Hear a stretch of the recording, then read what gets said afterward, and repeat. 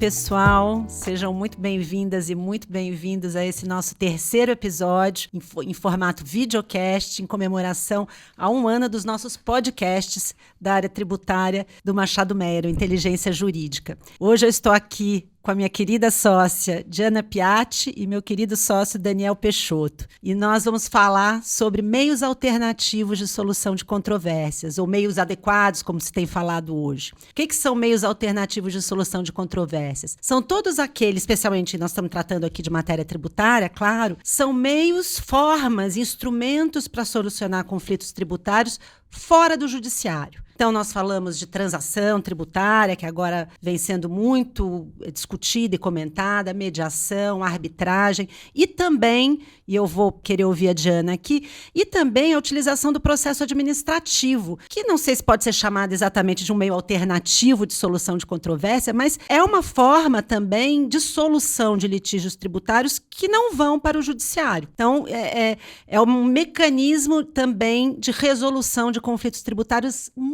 muito relevantes. E aqui a gente vai falar especialmente do CARF um pouquinho, tendências, o que a gente tem visto. Com você, Diana. Dani, obrigada. Bom, no último ano no nosso podcast, muitas vezes a gente trouxe decisões do CARF, decisões proferidas nesse contexto ainda de pandemia, né, julgamentos virtuais, e um pouco valorizando a importância do órgão nesse contexto de indicação de jurisprudência, do como o contribuinte deve seguir a partir da vinculação de precedentes, né? A gente está falando de um Conselho Administrativo de Recursos Fiscais, um órgão que analisa a matéria tributária federal e que é o fim, muitas vezes, de diversas controvérsias tributárias. O CARF, ele passou por esse momento aí durante a pandemia de ter as discussões na modalidade virtual, o que certamente afetou o número de processos julgados. Então, em um primeiro momento, durante a pandemia, nós tivemos processos, uma limitação com relação ao valor de alçada, vou chamar assim, e apenas processos de baixo valor que foram sendo aumentados, por portarias esse valor ia sendo aumentado, mas sempre com a redução. O que isso provocou em âmbito de discussão tributária? Junto com os valores do processo, tem a dificuldade do processo. Os temas talvez mais polêmicos, mais picantes, vou chamar assim, terminam sendo de processos de maiores valores que só passaram a chegar no CARF agora, com essa mudança no ano de 2022, de encerrar a fase de julgamentos virtuais e com limite de valores e passar para esse novo momento de 2022 de retomada do órgão. Uma retomada que ela vem sendo feita num contexto ainda de paralisação das atividades dos auditores fiscais federais. Então, algumas turmas apenas do CARF estão funcionando e outras devem retomar aí ao longo do ano calendário de 2022 para aprimoramento aí das funções do órgão. Mas, apenas para destacar aqui a importância do órgão e de números, se a gente for considerar hoje o estoque de processos, o valor hoje de processos no CARF, ele alcança a quantia de R$1 trilhão. Então, um número bem relevante. São discussões... Muita coisa, né? Muito, e valores e discussões variadas que vão ali em todos os tributos da esfera federal. Então, a gente está falando de discussões que vão abarcar ITR, desde o ITR, né, que é um tributo que tem um percentual mínimo de arrecadação no âmbito da Receita Federal, e até em comparação com o PIB, acho que não alcança o percentual de 1% do valor total, até outros tributos, que é IRPJ, CSLL, contribuições previdenciárias também, PIS e COFINS, que são os tributos de maiores valores de autuação e discussão no processo. Né? Desse 1 trilhão, aí eles correspondem aproximadamente a 150 mil processos que estão no CARF. Em número de processos não é nem tanta coisa se a gente for pensar. 100 mil desses processos já estão em fase de julgamento, e a maior parte deles se referem a discussões tributárias que não alcançam o valor de R$15 milhões. E esse restante é que são esses casos que terminam aparecendo mais em destaque em razão da natureza da matéria, né? O que está sendo discutido ali e os efeitos até arrecadatórios. São os casos que terminam ficando mais em destaque.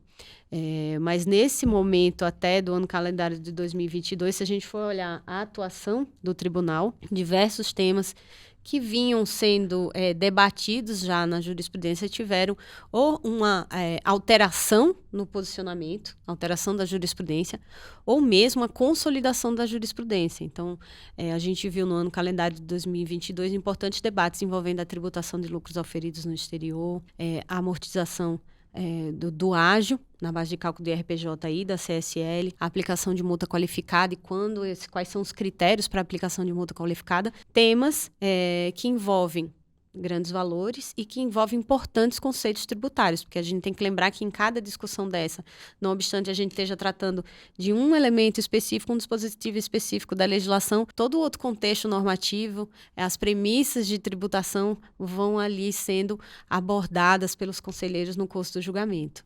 E o que é tão importante no âmbito da discussão do CAF e dos outros tribunais administrativos, né, quando a gente faz uma comparação com os julgamentos que são levados na esfera judicial. Acho que o primeiro item é a gente identificar que, em termos de custo, para o contribuinte, a discussão tende a ser menos onerosa do que a discussão judicial.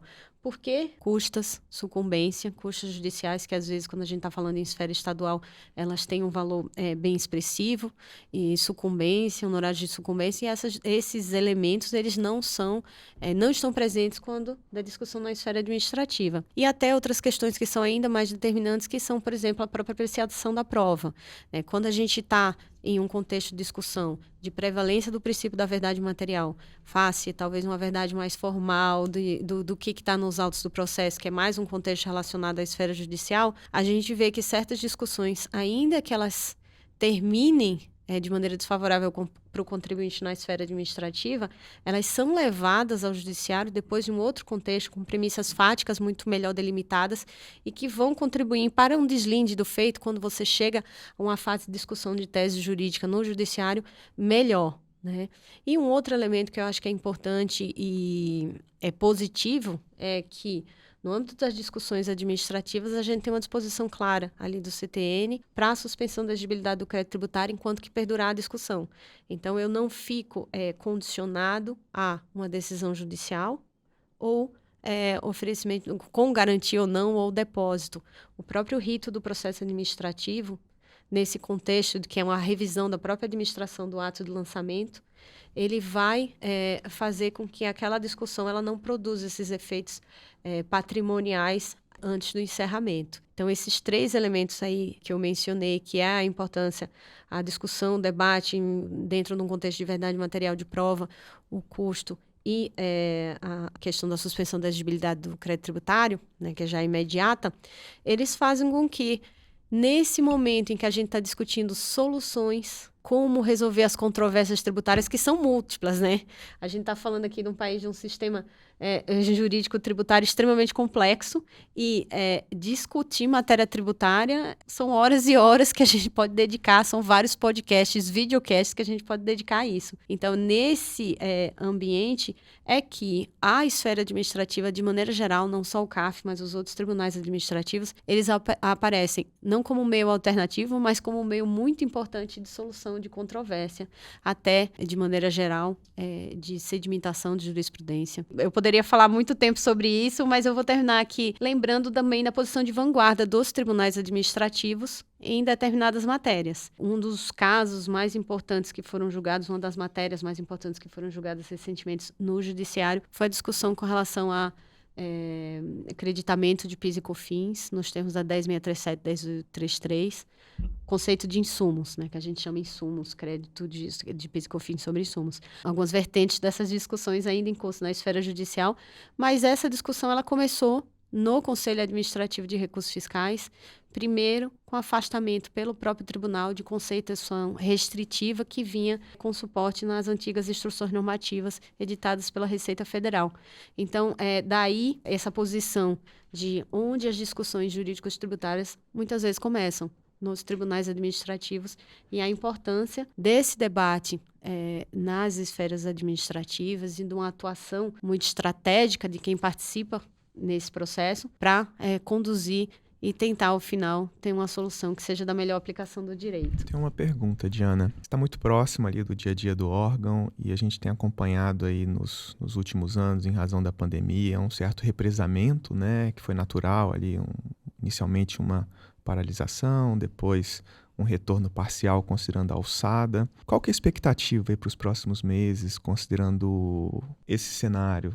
Virá um maior número de processos ou um maior número de temas relevantes? Qual que é a visão que a gente pode ter com relação a esse... Tem algumas questões que estão fora até da alçada do Tribunal Administrativo, né, que é o próprio movimento de paralisação dos auditores e também a questão da saúde da pandemia, mas que espero que já esteja superada. Todos nós, brasileiros, esperamos que já esteja superada. Mas eu acho que tem uma tendência à ampliação dos julgamentos, tem uma expectativa que os julgamentos já sejam retomados a partir desse segundo semestre de 2022, julgamentos presenciais e virtuais, quer dizer, uma continuidade na forma um pouco híbrida, uma forma híbrida, com julgamentos que vão ser até para reduzir o número de processos, porque a vantagem, às vezes, do julgamento na forma virtual, que não é um julgamento mais adequado para todos os tipos de processo, mas que funciona muito bem, é permitir, por exemplo, uma discussão de um processo de pequeno valor, ou então de um contribuinte que esteja domiciliado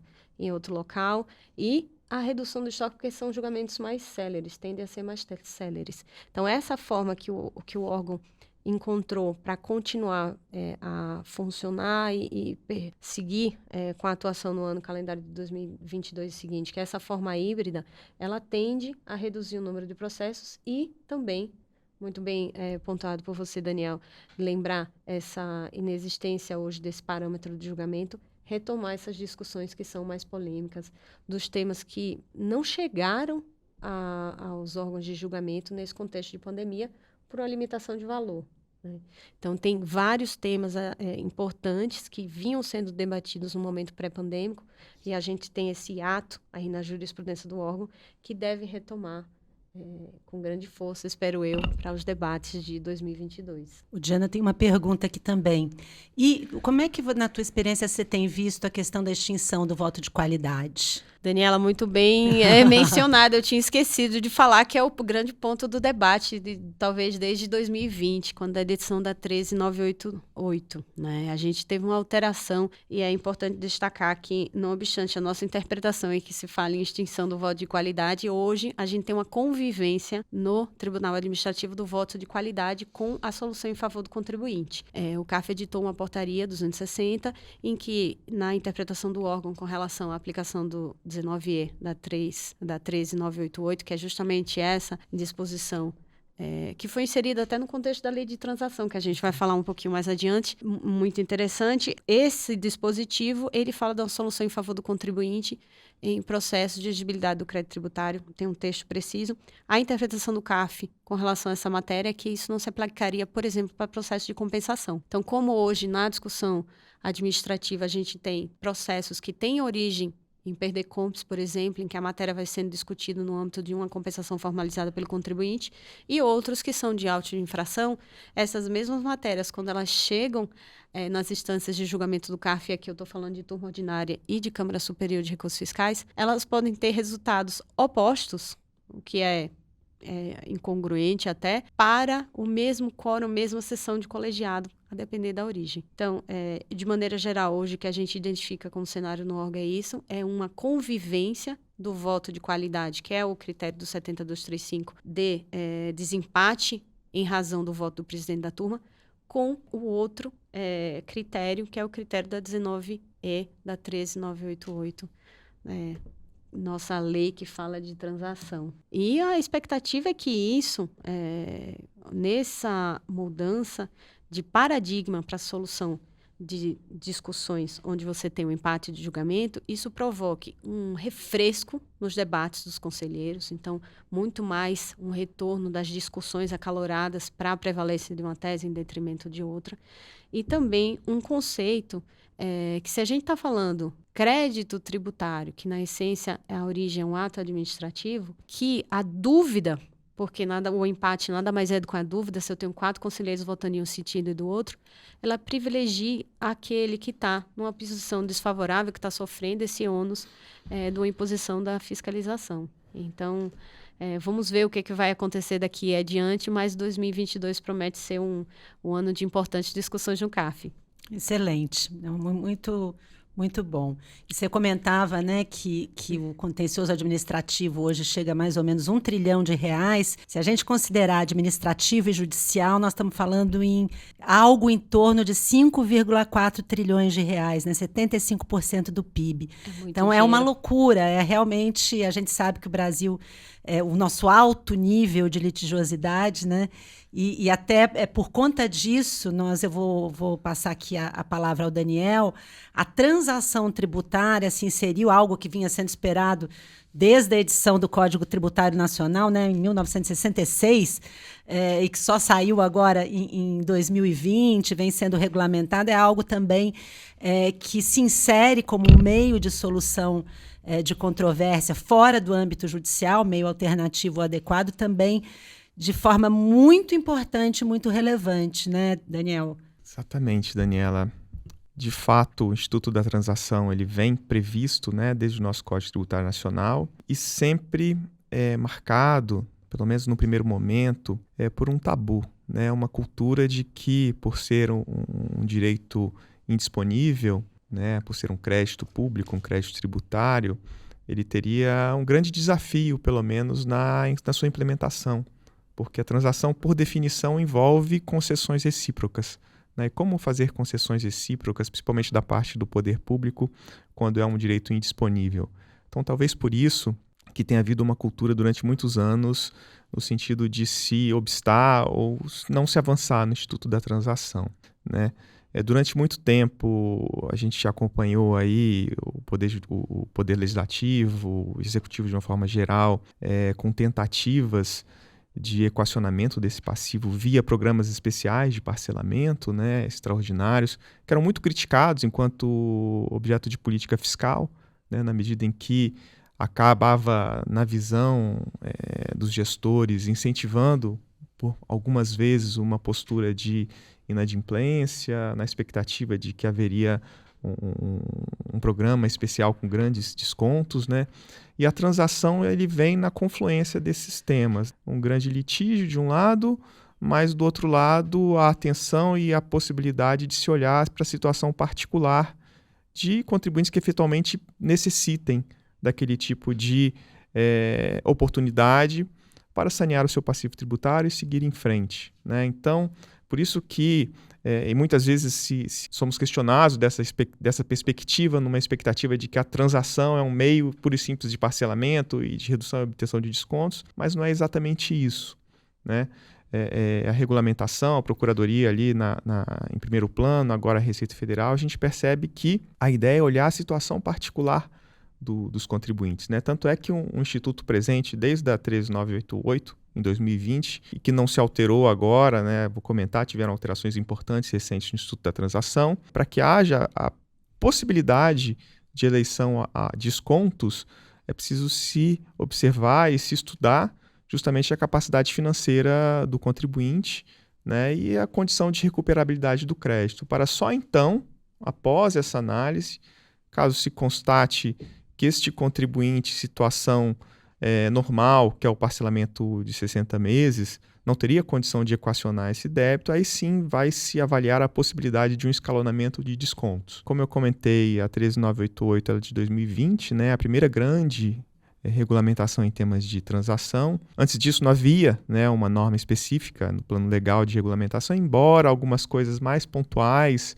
no plano do Código de Processo, negócio jurídico processual, um tema que a Daniela muito aprecia, já comentou em outros podcasts, mas que ainda tinha suas limitações por tratar de processo, né, de prazos, de situação de processos. Agora, substancialmente, foi a 13988 um grande marco, né? E é um instituto em evolução, né? O que a gente tem percebido é que há um intuito e um empenho muito firme, especialmente da PGFN no primeiro momento, em fazer valer o instituto, em que a abordagem efetivamente seja eficaz e presente, né, enquanto um meio ali de um lado, saneamento da situação de fiscal dos contribuintes que efetivamente precisam sanear o seu passivo para continuar produzindo e existindo e gerando riquezas, e do outro lado tem o seu lado arrecadatório, sim, obviamente, e tem que ter, o tributo tem essa finalidade, né, e está em evolução, como eu comentei. No primeiro momento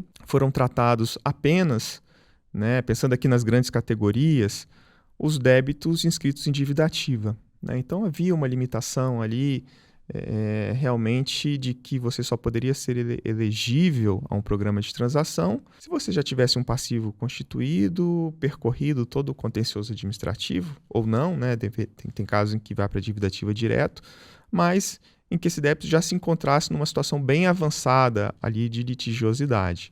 Né? Por isso que no primeiro momento era apenas os débitos inscritos em dívida ativa e por isso que a primeira regulamentação ela veio ali no âmbito da Procuradoria. Né? A grande regulamentação ali da 13988. A gente acompanhou ali durante a pandemia algumas modalidades excepcionais, né? Nomes, a gente até brincava, especial, depois especialíssima, depois excepcional, e aconteceram várias modalidades, em determinado momento até tentando capturar particularidades ali do momento pandêmico, né? Comparando desempenho das empresas no ano imediatamente anterior com o ano de 2020, para a partir dali, olhando para a repercussão da pandemia no resultado financeiro dessas empresas, calibrar os descontos a que elas seriam elegíveis.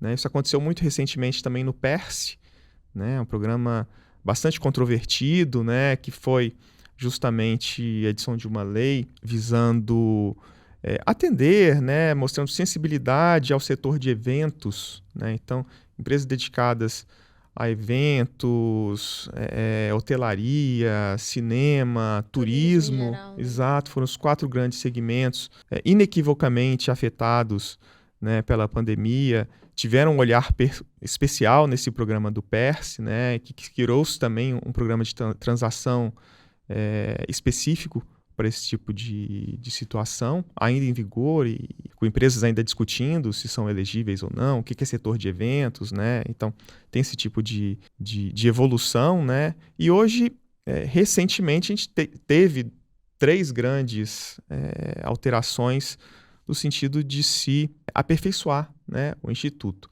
Um parênteses, antes de falar dessas alterações, tivemos também recentemente, né, a implementação da transação envolvendo o contencioso relevante, né, que já era uma possibilidade prevista na 13988, né, mas que não tinha vindo ainda com essa abrangência, com essa relevância, como veio na regulamentação da transação do contencioso relevante relativa aos casos de ágio. Né? A Diana comentou a discussão de processos relevantes, né, que estão sendo discutidos no CARF sobre ágio, e houve essa regulamentação, e é interessante que, quando a gente fala em contencioso relevante, a gente não estaria limitado aos débitos inscritos em dívida, a gente trataria também dos processos administrativos. Né? Então, a gente está nessa terceira fase.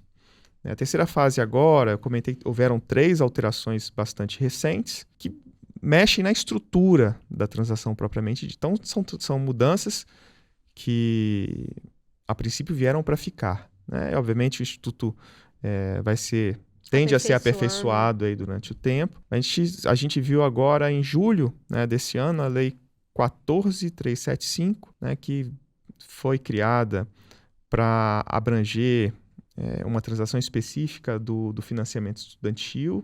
Né, tem muitos capítulos sobre isso, mas tem um capítulo bastante relevante sobre a transação tributária, propriamente dito. Né? E quais foram as alterações relevantes que essa norma trouxe? Primeiro, que ela regulamentou e trouxe essa possibilidade da transação ser celebrada não apenas mais nos débitos que estão perante a Procuradoria, mas nos débitos agora que estão sob a gestão da Receita Federal. Então, abre-se uma ampla possibilidade agora e um caminho para que todo esse contencioso, que você comentou, Diana, de 1 trilhão no CARF, né, seja elegível, né, a um programa de transação e equacionamento desses débitos. Que era uma crítica que se fazia bastante. Né? Esse limbo aqui não se permite a transação. Uma crítica que eu ainda acredito que se possa fazer e que seja um ponto de aperfeiçoamento é que ela pressupõe o contencioso, né?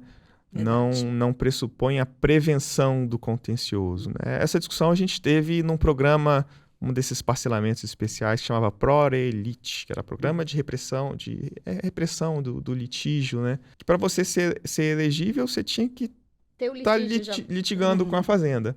Né? Então, será que eu preciso efetivamente impugnar um débito para me eleger a um programa de transação? Será que se eu tivesse uma condição semelhante a um outro contribuinte, mas que não estivesse discutindo, não poderia ser elegível? Então, talvez seja um caminho aí para frente para se aperfeiçoar o Instituto e abranger em toda a sua plenitude. Né? Redução de litigiosidade, desculpa te interromper. E prevenção. Prevenção, né? Não é só encerrar o que já está em curso, mas é prevenir para que não aconteça, né? Talvez seja até o mais importante se a gente pensar em longo prazo, né? E mudar um pouco o paradigma, né? Da gente sempre levar as discussões tributárias para um contencioso. Né, se antecipar.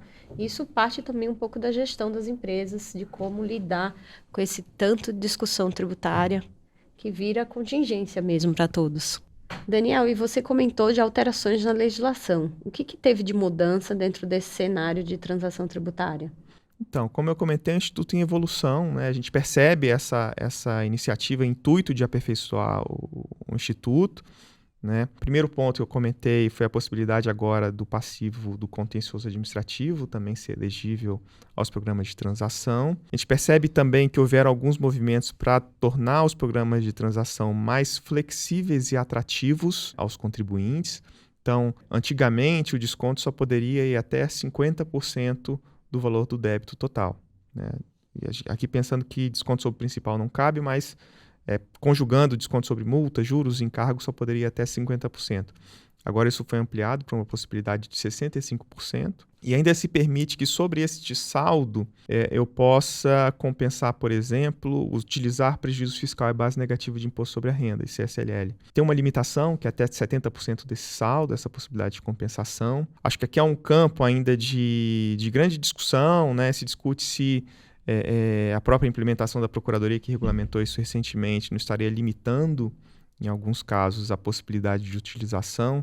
No primeiro momento, eu comentei da Lei 14.375, né, que é de julho, mas em 31 de julho, 10 dias após, já veio a Portaria 6757, que é uma revisão da regulamentação por parte da Procuradoria, buscou tratar todos esses assuntos, né, mas na parte de prejuízo fiscal, por exemplo, está dito que só os débitos de difícil recuperação podem ser objeto de utilização de prejuízo fiscal. Ao passo em que a lei ela coloca as possibilidades ali de descontos ou de atrativos como cumulativas ou alternativas. Né? Não necessariamente você vai ter parcelamento com desconto ou desconto com prejuízo fiscal, enfim, são modalidades que eu posso combinar. Então, a regulamentação estabeleceu uma vinculação, né, entre débitos de difícil recuperação aliado à capacidade, né, de pagamento do contribuinte, para que seja possível a utilização de prejuízo fiscal e base negativa de CSLL. Né? Saiu hoje, né, saiu ontem, na verdade,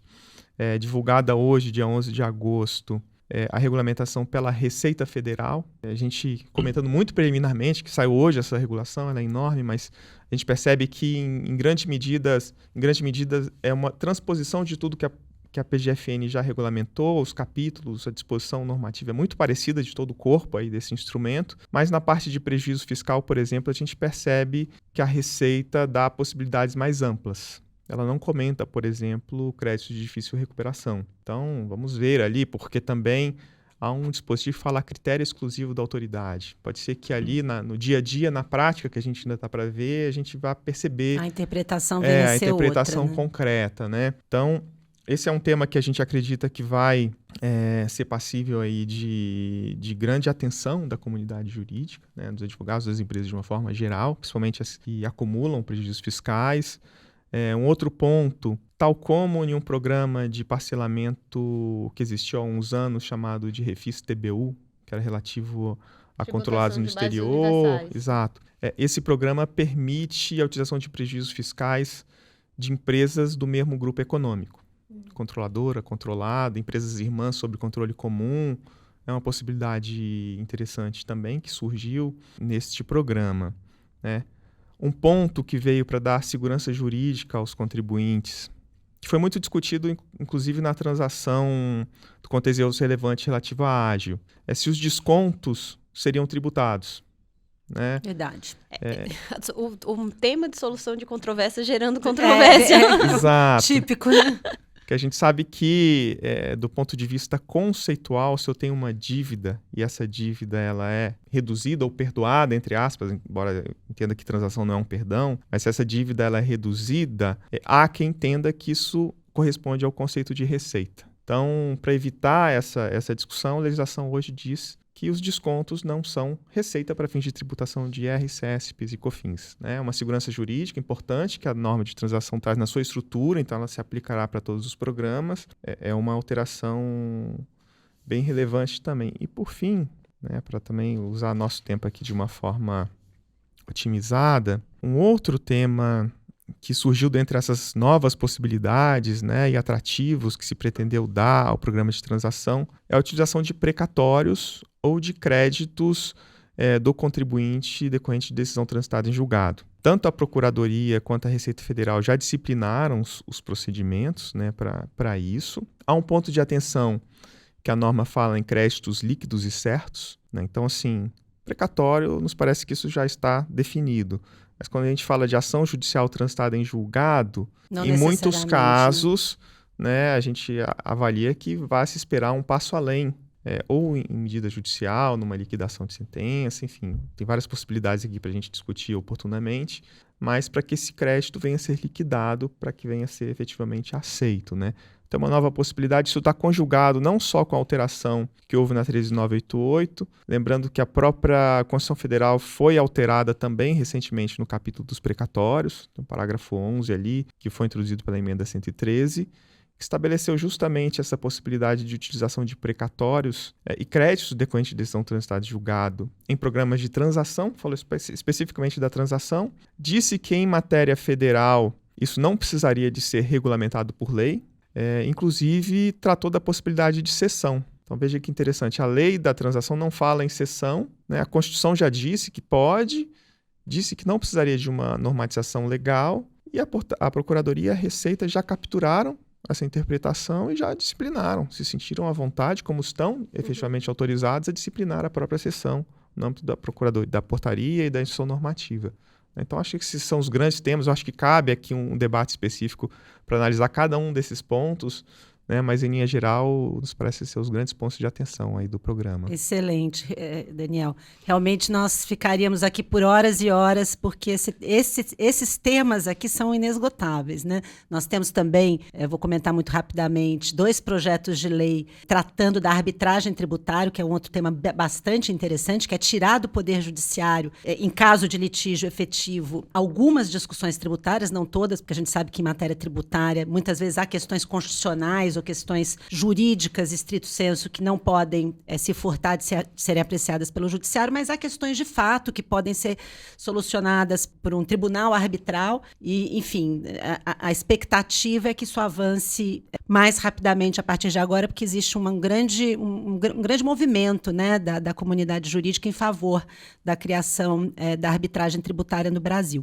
Bom, também falaríamos muito mais aqui, mas eu vou encerrar, vou agradecer novamente a Diana e o Daniel pela presença e a todas e todas que estiveram aqui presentes pela audiência. Muito obrigada. Estamos encerrando o nosso 3º episódio de Videocast.